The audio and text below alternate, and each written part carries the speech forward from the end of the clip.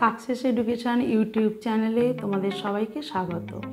আজকে আমি আমার এই ভিডিওতে বাংলা সাবজেক্টটা নিয়ে আলোচনা করব। তো আশা করি তোমরা সবাই এ থেকে উপকৃত হবে।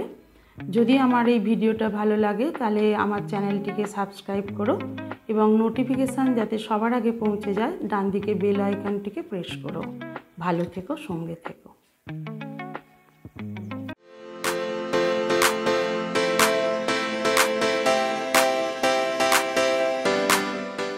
সাকসেস এডুকেশন ইউটিউব চ্যানেলে তোমাদের সবাইকে স্বাগত।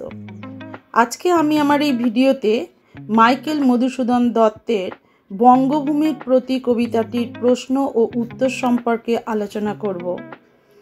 আমি আমার আগের ভিডিওতে এই বঙ্গভূমির প্রতি কবিতাটি বুঝিয়েছি। তোমরা যারা বঙ্গভূমির প্রতি কবিতাটি দরকার বা বুঝতে পারোনি তারা দেখে নিও, তার লিঙ্ক আমি এখানে দিয়ে দেব। আমি যে প্রধানত কোশ্চেন অ্যান্সারগুলো আলোচনা করেছি সেগুলি প্রধানত তোমাদের 3 নম্বর বা 5 নম্বর কোশ্চেন অ্যান্সারের ক্ষেত্রে এগুলো লিখতে হবে এবং এইভাবে যদি প্রশ্ন উত্তরগুলো মোটামুটি রেডি করো তাহলে সমস্ত বড় কোশ্চেনের অ্যান্সারই প্রশ্নের উত্তরই তোমাদের এগুলোতে এসে যাবে, মানে হয়ে যাবে। এইভাবে এই কোশ্চেন অ্যান্সারগুলো লিখতে হবে, তোমরা ফলো করো। এই 3টে প্রশ্ন এবং উত্তর যদি তোমরা মোটামুটি মুখস্থ করতে পারো বা অনুসরণ করতে পারো তাহলেই তোমরা পুরো কবিতার প্রশ্ন উত্তরগুলো যাই আসুক না কেন তোমরা করতে পারবে। আর তোমাদের বোঝার জন্য বঙ্গভূমির প্রতি কবিতাটি আমি এর আগে যে বুঝিয়ে দিয়েছি লাইন বাই লাইন করে, সেটা একটু দেখে নিও, তাহলে তোমাদের প্রশ্ন উত্তরটি লিখতে আর একটু সুবিধা হবে আশা রাখি। দেখো, প্রথম প্রশ্ন, রেখমা দাসেরে মনে এ মিনতি করি পদে, উক্তিটি কার, কোন কবিতার অন্তর্গত, কেন তিনি এরূপ মিনতি করেছেন? তোমরা যেহেতু বড় হচ্ছ তাই প্রশ্ন উত্তরগুলো এইভাবে গুছিয়ে লিখলে বেশি ভালো হয়। দেখো, আমাকে ফলো করো। উত্তর, উদ্ধৃত উক্তিটি মাইকেল মধুসূদন দত্তের আক্ষেপজনিত বিশিষ্ট কবিতা বঙ্গভূমির প্রতি কবিতার অন্তর্গত পদকর্তার উক্তি এটি। এবার প্যারাগ্রাফ চেঞ্জ করে লিখবে, পদকর্তা তথা মাইকেল মধুসূদন দত্ত পাশ্চাত্য সাহিত্যের আকর্ষণে মাতৃভাষা তথা বাংলা ভাষাকে উপেক্ষা করে ইংরেজি ভাষায় সাহিত্য রচনায় মনোনিবেশ করেন। কিন্তু সে সময় ইংরেজি সাহিত্যের আকাশে তারকাদের মাঝে তিনি নিষ্প্রভ হয়ে রইলেন। শেষ পর্যন্ত তাকে ফিরে আসতে হয় বাংলায়। তিনি রচনা করেন কাব্য, কবিতা এবং সৃষ্টি করেন নতুন ছন্দের। তিনি বুঝতে পারেন নিজের ভুল আর বাংলার প্রতি তার কৃতজ্ঞতা প্রকাশ করতে থাকেন।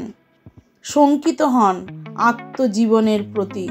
তাই তিনি আক্ষেপ ও সংশয়ের মাধ্যমে বঙ্গভূমির প্রতি মিনতি করেন, যেন বঙ্গভূমি তাকে ঠাঁই দেন, যেন মনে রাখে, যেন নিরাশ করে না তাকে। এইভাবে প্রশ্ন উত্তরটা লিখলে সংক্ষেপে অথচ ভালো কথায় ভালো ভাষায় অ্যাকিউরেট হবে এবং তোমাদের প্রশ্নের নাম্বারটা ড্র করতে খুব সাহায্য হবে। এর পরের প্রশ্নটা দেখো, প্রবাসে দৈবের বসে জীব তারা যদি খসে, ব্যাখ্যা করো।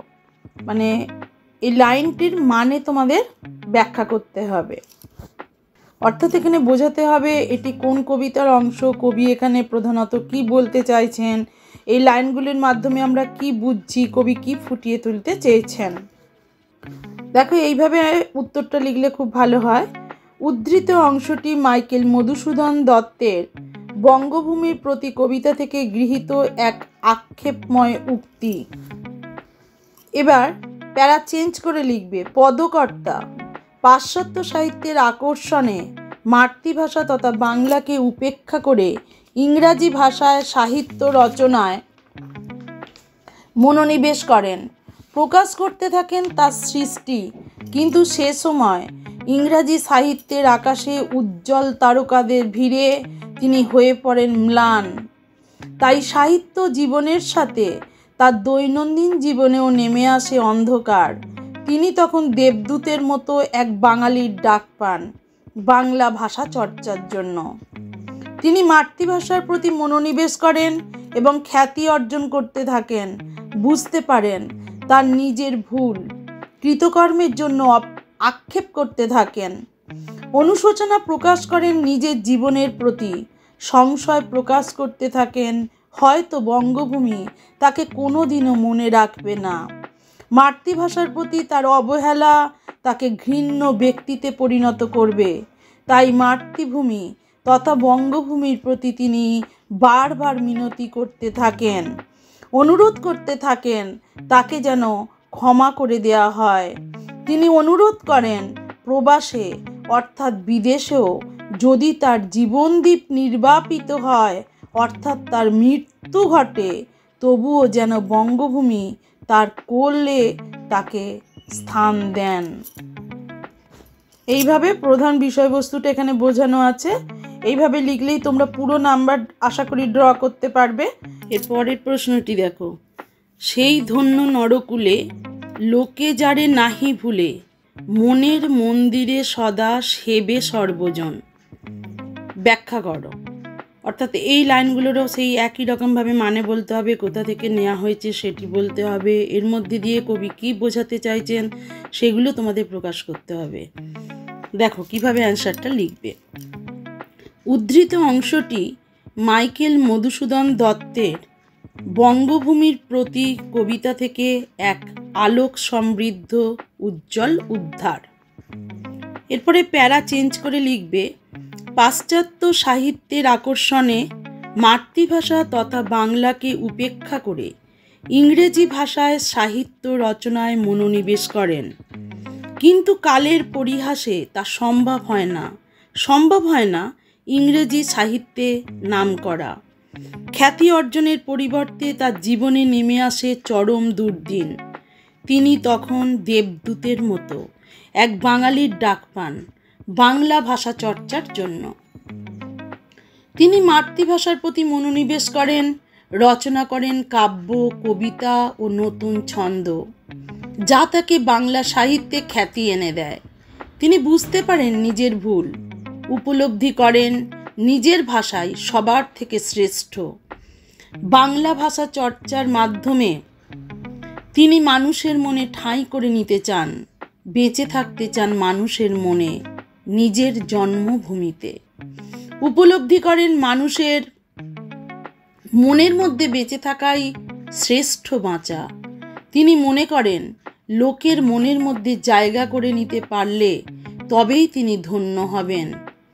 এর মধ্য দিয়েই তিনি চিরকাল বেঁচে থাকবেন। তাই উপরোক্ত আবেগ সমৃদ্ধ উক্তিটি তিনি করেছেন।